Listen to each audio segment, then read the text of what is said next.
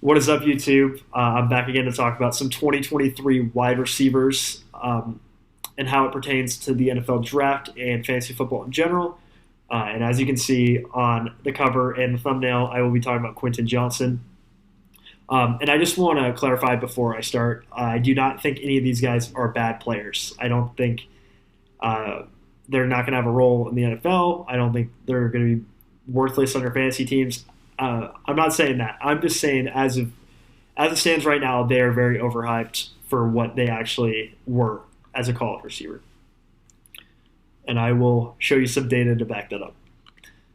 So first of all, Quentin Johnston. So if you've never seen the site, Grinding the Mocks, very interesting resource. They compile fan, expert, and media mock drafts, and it gives like a composite score. And it's actually pretty decent at predicting draft capital. As you can see, Quentin Johnston's actually been on the decline. Maybe he'll be on the decline further after more people see this video. Who knows? But as of right now, Grinding the Mocks has him as the 18th overall pick in the NFL draft, so first-round selection, and the wide receiver 1 overall. First wide receiver off the board, and I've been seeing that a lot as well. And I'm here to tell you I don't think that's going to happen. And here's why. So these are his closest comparables in college based on size, competition level, yards per team pass attempt, and projected draft capital. And the reason, once again, I use yards per team pass attempt is I found it to be predictive to NFL fantasy points per game. And obviously, if you're scoring fantasy points per game, you're getting on the field, you're making catches, you're getting yards, you're scoring touchdowns, you're probably pretty good. So that is why I'm using that right now. Yards per route run is pretty interesting as well in certain aspects. So I think it's useful on the side, not on its own, just because low sample size, low amounts of route run can really skew the numbers. So just something to think about. That's why I use yards per team pass attempt over yards per route run. And yards per team pass attempt adjusts for a lot of things that I try to isolate. So it takes away quarterback play to an extent because it's not taking into account receptions. It's just yards. So that helps a little bit with that. It also takes into account how much your offense passes. So that's a huge part of how many yards you get is how much your offense passes in football. So you can see people in like Western Kentucky's offense who aren't getting drafted high, aren't getting serious run in the NFL. And part of the reason is they just weren't that good. They weren't actually commanding huge amounts of yards when they're throwing the ball. Sorry. So that is why I'm using that. Besides the point, here are the closest comps. So A.J. Brown is the probably ceiling comp. But three yards per team pass attempt is pretty elite. That's usually first round draft capital worthy. It's pretty rare to see that, especially in your third year at high school. That's pretty insane production in college. For reference, anything above 2.6 is pretty good. That's usually my cutoff. 3 is elite. Next, you got N'Keal Harry. These guys are quite a bit above Quentin Johnston. And then you got Quentin Johnston, J.J. Arcega-Whiteside, Terrace Marshall Jr., T. Higgins, and Laviska Shenault. So T. Higgins and A.J. Brown are obviously what you're hoping Quentin Johnston is, but there's a lot of bad names in there as well, and a lot of bad names that are more or closer related than A.J. Brown. So what may be causing this low? The reason I'm a little bit hesitant is the yards per route run is above 3. And I know he battled with an ankle injury this year, so he might not have been running a full amount of routes in every game he played in. I did adjust for the game. He only ran 1 route, and the other game he did not play. So he did not play the full season, so I did adjust for that. But that could be the reasoning for why his yards per route run is so much different than his yards per team pass attempt. So that is potentially a good sign for Johnston. But what I do want to point out is that None of these receivers got drafted in the first round other than N'Keal Harry, who got picked with the last pick of the first round, which I think is very interesting because Quentin Johnston has been mocked all over the first round for a long time now. And none of these players have been drafted in the first round. DK Metcalf wasn't drafted in the first round. Just something to think about moving forward, and that is part of the reason I don't think he will be a first-round pick. I think he will be a second-round pick. Still think he could be a good player. Based on looking at this, I don't think he will be a first-round pick. Second off, these are his year-by-year metrics. So he had a very good freshman season at TCU, a pretty good sophomore season. This is in line with elite range, and then you expect him to take a big step up, and he didn't take an elite step up. 2.6 is still hits my threshold as a good receiver. I just personally would not have him as my wide receiver one in the class looking at this. Moving on. Oh, forgot about this one. So the other argument you're going to hear about Quentin Johnston is he's super athletic. He has so much upside because of how big and fast he is. That doesn't really have a crazy effect in the NFL. As you can see over here on the left, you got your top 12 points per game in fantasy. And then on the right, I didn't get all of them, but there's a lot of the top 12 over here. These are Pro Bowl receivers. And as you can see, on a scale of 10, RAS stands for Relative Athletic Score. So it's adjusted for size, speed, and a few other things. So you got a few freak athletes: Jamar Chase, Tyreek Hill, Justin Jefferson, A.J. Brown, and DK Metcalf are definitely considered freak athletes. But then you got guys like CeeDee Lamb, Stephon Diggs, Debo, Cooper Kupp, Devontae Adams, who are not elite athletes, as well as Amon-Ra and Keenan Allen, who are famously called slow at the combine and not expected to be very good in the NFL because they weren't crazy athletes, but they are still very valuable receivers in the NFL and very valuable in fantasy. So I don't really get the obsession with these crazy athletic receivers who aren't elite producers. So it's just interesting thing to think about. I don't think that upside argument is worthy of him going wide receiver one when there are better receivers in the class. Second, Kayshon Boutte. So pretty interesting player. He had a really good freshman season, pretty decent sophomore season, but then got a pretty serious injury. It's never really been disclosed what it was, but I think it was something to do relating to his ankle. Came back healthy this year. I think. We don't really know if he's healthy, but played the whole season other than a few absences for certain things. But just a really disappointing junior year for Boutte.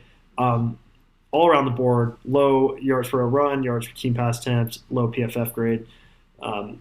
And he was really, Malik Neighbors just simply outperformed him. Malik Neighbors is a very good receiver, by the way, at LSU. He will be coming out probably next season.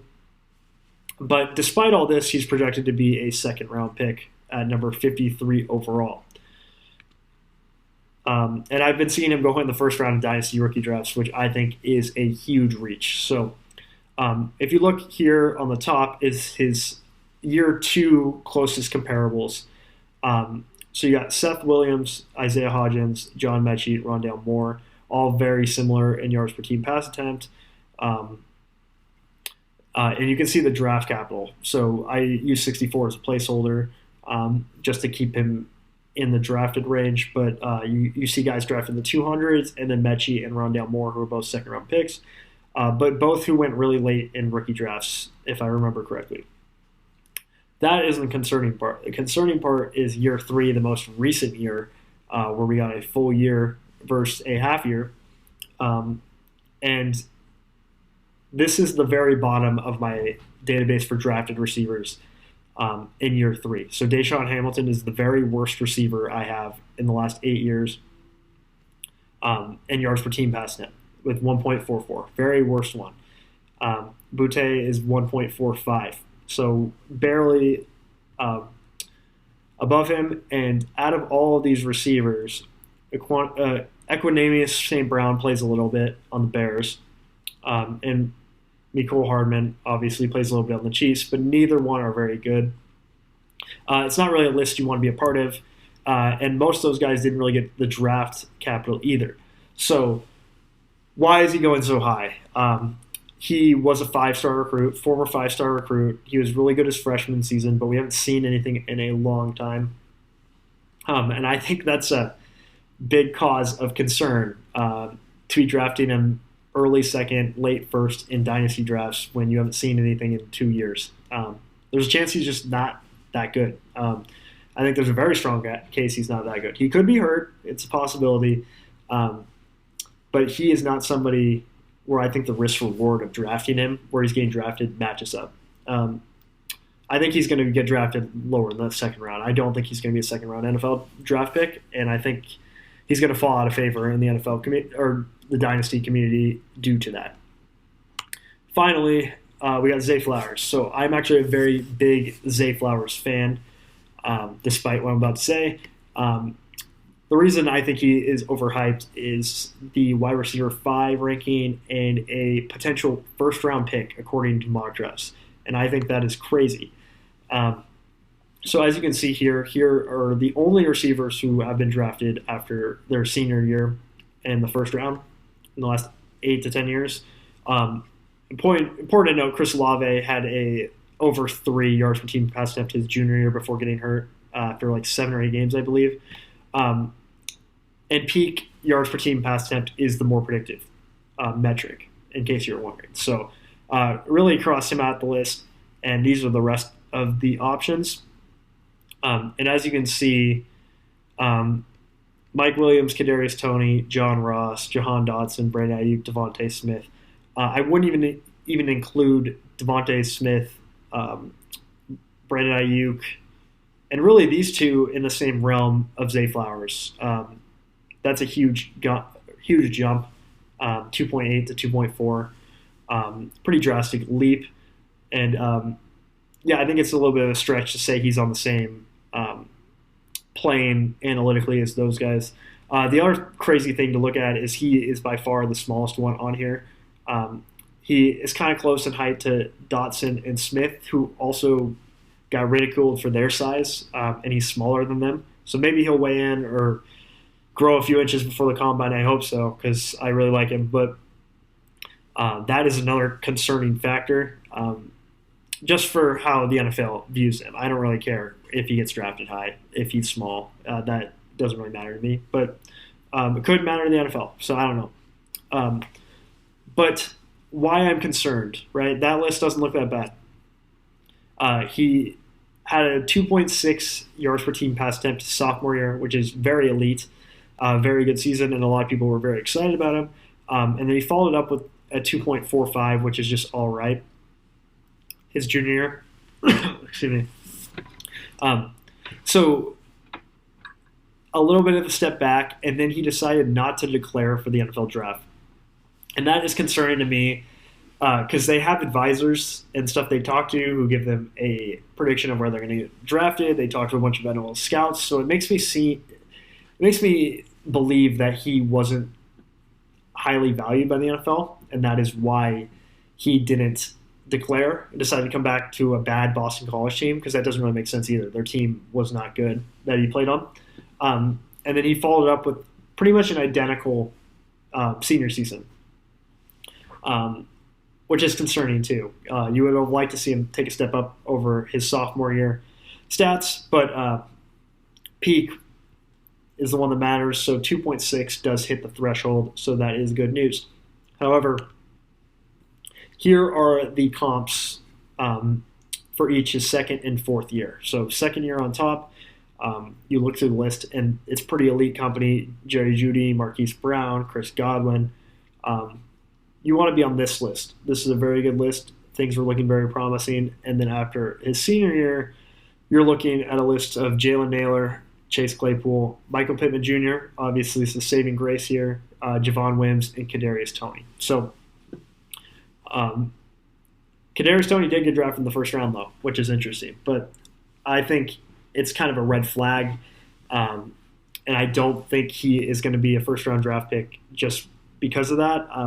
I think he is looking more like a round 3 pick, actually. Even I think there's quite a few receivers that I would have above Zay Flowers. I think he can find his way into an NFL offense. I think he can be very good in the NFL. He hit the 2.6 threshold I look for, especially before year 4, which is impressive. I just don't think he is going to be a first-round pick, and I think that will put him more of like the second round of Dynasty rookie drafts, which I think is fine. I think that would be a good pick in that range. But end of the first, early second, I think it's a little early for Zay Flowers if he goes in the 3rd round of the NFL draft, which I expect him to do. So that is my spiel for today. I hope you enjoyed. Hope you learned something. If you disagree, feel free to tell me in the comments. I'm just looking at data, and these are things I saw and I found interesting. So let me know what you think. Subscribe if you haven't. Leave a like, and I'll see you in the next one. Yep, peace.